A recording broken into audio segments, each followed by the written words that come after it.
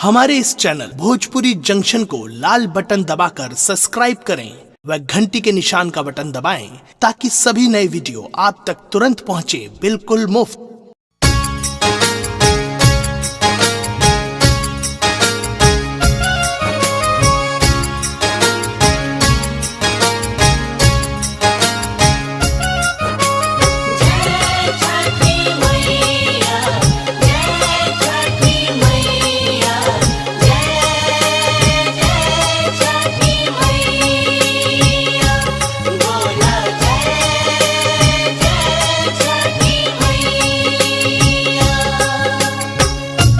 सुन रहे हैं गंगा कैसेट की प्रस्तुति।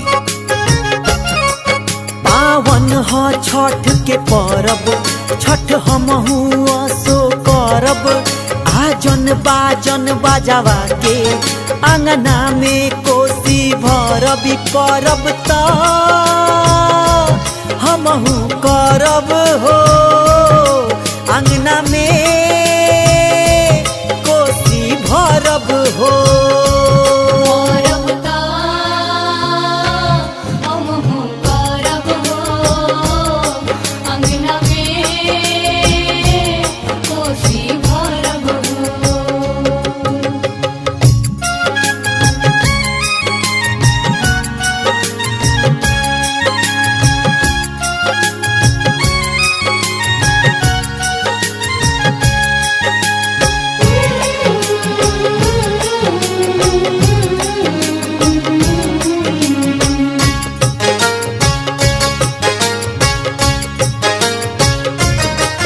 ढाई दिन के रखब उपवास हो, चाहे डटी है ससुर सास हो। हम बात कहिले सही सही, चाहे ननदो करस चार चास हो।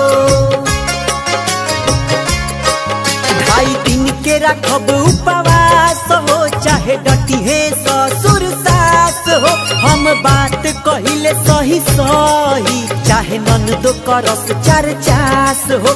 लहुरा देवर से लड़ब, सैया के कहल न करब। ध्यान छठी माई के धरब, देह पर ना आई जरबी परब त हमहू करब हो। अंगना में कोसी भरब हो।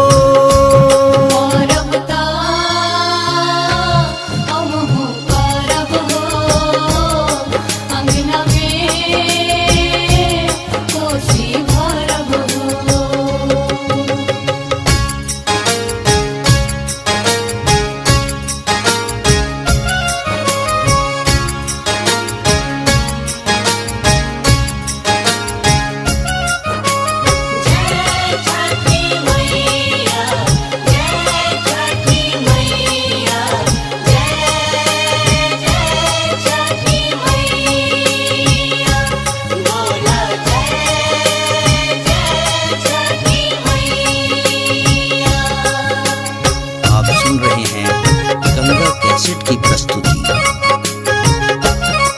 घरे घरे छठी मैया आवेली, सब कर हियरा हर सावेली। माई बहिनी तिवई बन के मंगल गीतिया गावेली।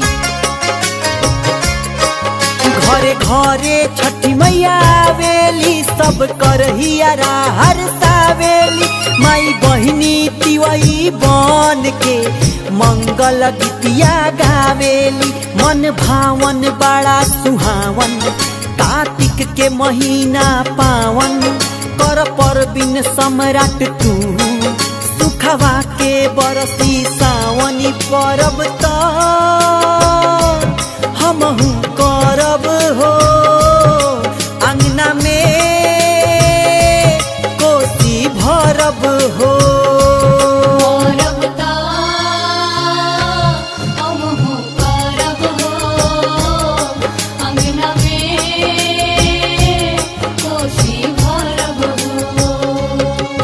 पावन ह छठ के परब, छठ हमहू असो करब। आजन बाजन बाजावा के अंगना में कोसी भरबी परब त हमहू करब हो।